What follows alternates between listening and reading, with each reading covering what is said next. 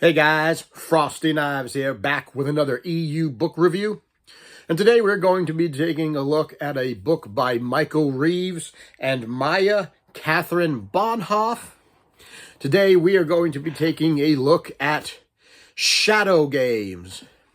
And this is the last book that we are going to read before we get into the original trilogy material and everything that comes after that. So this is the last book in the prequel era, Clone Wars era, everything between Revenge of the Sith and A New Hope.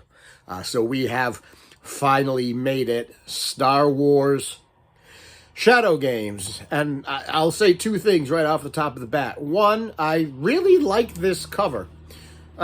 This is one of the covers of the Star Wars Expanded Universe novels that I actually like. I like the coloring and the color scheme and the fonts and the little, whatever this is supposed to be. Somebody running down a hallway. I just think it's a aesthetically pleasing cover. And the second thing I will say is that I enjoyed this book more than I thought I would. We're ending this period of Star Wars on, if not a high note, then a mildly appropriate note. So this book is primarily about the character of Dash Rendar. Now, if you're reading Star Wars books in publication order, you would have come across Dash Rendar already in Shadows of the Empire, as he was a major player in Steve Perry's Shadows of the Empire book. But since we're reading this in chronological order, this is the first time that we meet the character of Dash Rendar. Now, your appreciation of this book, I believe, is going to hinge a lot upon what you feel about Dash Rendar as a whole, as a character. And the major complaint about Dash is that he is essentially a Han Solo clone, right? He is a smuggler. He is a mercenary. He flies a fast ship. He's a pilot, a fancy pilot. He's from Corellia. He has a co-pilot, a Nautolan co-pilot named Eden Vril. He's got a smart-talking protocol droid named Lebo. And he's not in it for anything other than the money. And he is a wise-cracking, never-tell-me-the-odds kind of pilot. And so the reason that people complain that he is a Han Solo clone is because he is, in fact, a Han Solo clone. He was written to be that way. And we'll talk more about that when we get to Shadows of the Empire, but just know that that is what he was always intended to be. He was intended to be, for plot purposes, a Han Solo stand-in with all of the attributes attributed to him for that book. So that is his personality. He's Han 2.0. And his major antagonist, his major nemesis, if you will, is Han. They have a bromance going, right? It's really a situation of whatever you can do, I can do better kind of bromance that Han and Dash have between the two of them. So it's very much an adversarial, competitive type situation here. So we get to see Dash. Some of us for the first time. Some of us, we get to see him again. So in this book, the plot is fairly simple. Dash is out of money. He's broke, right? He's broke, he's out of money, and his ship, the Outrider, needs repairs. And he needs money in order to have his ship have repairs. That sounds familiar, right? Because that's pretty much how most of Han Solo's stories start out. He's broke. The Falcon needs the repairs, and he needs money to get in the repairs, and therefore he finds himself in a cantankerous situation that he never expected to be in, but here he is. So Dash needs the money. He needs the money to get his ship fixed. So he goes to Tatooine, where he meets two people, Javul Charn and her bodyguard, or her friend, manager, whose name is Dana Farlion? Could be. I just know her as Spike, because that's all Dash called her through the whole book, was Spike. And Javul Charn is a hollow star, a hollow singer. She goes around the galaxy doing hollow plays, and she sings and she dances, she puts on plays for people. She's, I guess, maybe the galaxy's equivalent of, Star Wars Galaxy's equivalent of Taylor Swift, going around performing for the masses. Insert the name of any pop star. Same deal. But somebody is after Javul. Someone is threatening her life, and she needs a bodyguard. And so she decides to go to Tatooine to find a bodyguard. And that bodyguard is, drumroll please, Dash Rendar, because he just needs the money. So he accepts this contract to bodyguard her, to go on the tour with her around the galaxy, and to protect her. And so that's what he does with Lebo and with Eden Verl, his Nautilus co-pilot. And they go around the galaxy being her bodyguard. And as they go around the galaxy, things happen. There's sabotage involved. There's attempts on her life, blah, blah, blah. And you come to find out that Javul Charn is not who she says she is. Well, she is, but she isn't. She does have somebody after her. And there's a couple of somebodies after her. Both the Black Sun, a Vigo from Black Sun, and the Empire are both after her, but they're after her for different reasons. Black Sun is after her because she is the ex-fiancée of one of the Vigos, for Black Sun, and she's jilted him. She says, "Nah, I don't need you anymore. I must move on." And so he's mad about that. So he's chasing her because he's trying to get her back.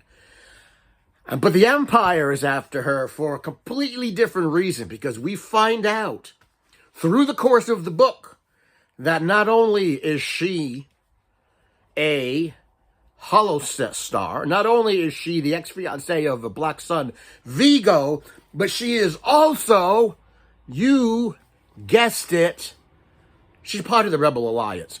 I kind of figured that out about halfway through. I'm like, this lady's a rebel. And she's using her tour to pass along information. It's actually kind of neat. She's using the stops at her tour to meet with her contacts, to pass along information and material and people if need be. So they're using her tour itinerary as basically a Rebel Alliance underground. And that's kind of neat to see a different way of how the Rebel Alliance operates.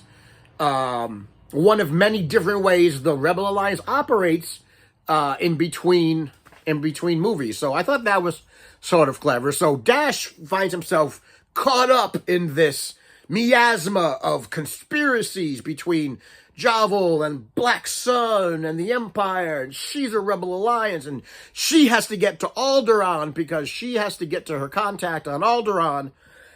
And her contact on Alderaan is Princess Leia, who happens to also be her cousin. Michael Reeves really kind of laid it on thick in this book, I think, a little bit. You know, not only is she famous, not only is she a pop star, not only is she a Rebel Alliance, but she's also Princess Leia's cousin. I think we maybe could have done without one of those things, but we got all of that.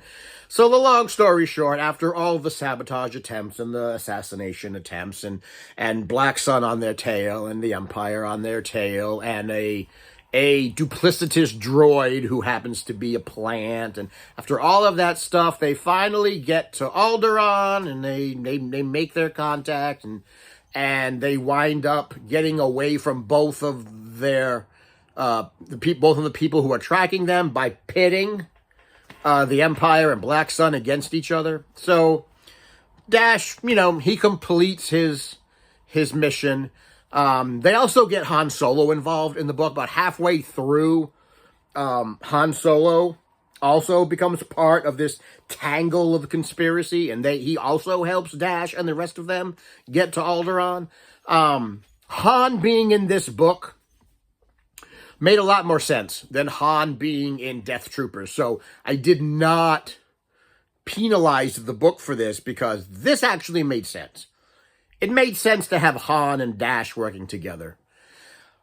Didn't make sense in the last book to have Han on the penal ship with the Death Troopers, but with the zombies. But this made more sense. This felt a little more believable, a little more cohesive. So they complete their mission. Javul is saved. The Rebel Alliance gets whatever they were supposed to get. We never really find out what they're supposed to get, if it's material, information, or whatnot. And then then Dash and Han go off on their own at the end of the book, and they say, they're off on their own. And Javul tries to recruit Dash multiple times to join the Rebel Alliance, and he refuses. He doesn't want to be tied down. There's a nice little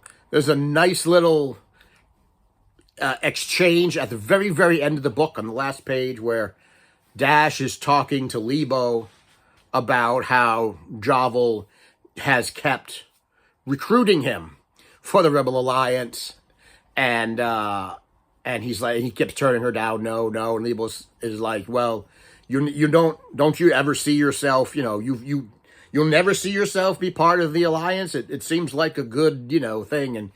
And Dash makes an offhand comment. He says, you know what? He says, I'll join the Rebel Alliance when Han Solo joins the Rebel Alliance.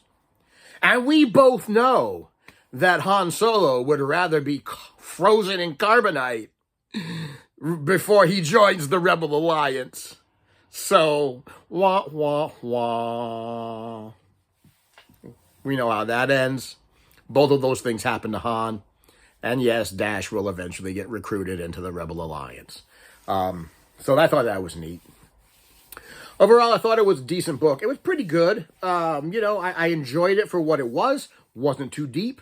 It was very surface material. I liked the characters. I enjoyed the story. I liked seeing a different way of how the Rebel Alliance operated, with all of its little pockets of rebellion contacts on all of the planets. I thought it was neat. I thought it was good for what it was. I think it's a good bridge between Death Troopers and A New Hope. And I think it was well written, and it was easy to read, and I gave it what did I give it? A 4. I gave it a 4 on Goodreads, because I think it did its job. And its job was to just tell a Dash Rendar story about the Rebel Alliance and about things like that. And I think it did its job. I think it did its job well. It's nothing, it's not up there in the top echelon of Star Wars novels, but it's certainly not at the bottom of the echelon of novels. So it's a nice right there in the middle. It is a good hearty meal that you may or may not remember too much of down the road, and it really doesn't move the plot, the entirety of the plot of the expanded universe really at all. Meaning, if that book didn't exist, then nothing would change in the overall EU story. But it was fun. And that's the best that you can hope for, is fun and an easy read, and something that makes you chuckle, and something that's pretty good on action. And this was that. So guys, that is my review.